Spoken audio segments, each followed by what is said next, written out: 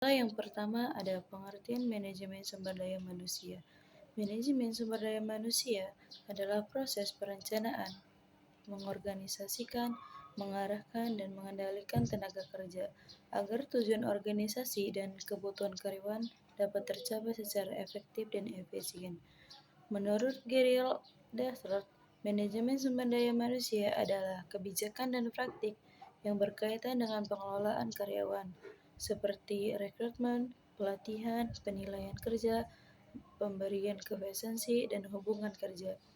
Dan yang kedua ada tujuan manajemen sumber daya manusia. Tujuan manajemen sumber daya manusia meliputi yang pertama ada memperoleh karyawan yang kompeten, meningkatkan produktivitas dan kinerja, mengembangkan kemampuan karyawan, menciptakan kepuasan kerja, mendukung pencapaian tujuan organisasi. Dan yang ketiga ada fungsi manajemen sumber daya manusia. Fungsi manajemen sumber daya manusia antara lain yang pertama, perencanaan sumber daya manusia menentukan kebutuhan tenaga kerja. Dan yang kedua ada rekrutmen dan seleksi, yaitu mencari dan memilih karyawan yang sesuai. Dan yang ketiga ada pelatihan dan pengembangan, yaitu meningkatkan kompetensi.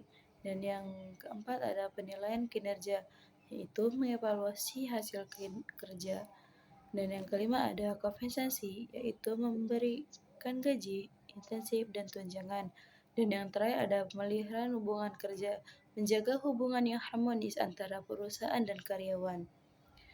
Dan yang keempat ada contoh penerapan atau studi kasus.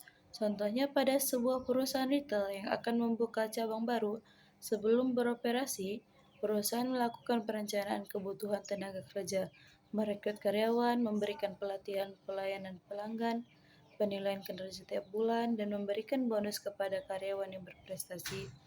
Dengan menerapkan manajemen sumber daya manusia yang baik, pelayanan menjadi lebih baik, pelanggan puas, dan penjualan meningkat. Dan yang terakhir ada kesimpulan. Kesimpulannya dari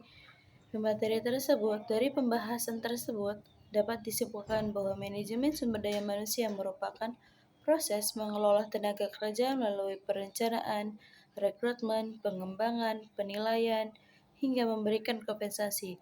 Penerapan manajemen sumber daya manusia yang baik akan meningkatkan produktivitas karyawan, sekaligus membantu organisasi mencapai tujuan secara efektif dan efisien.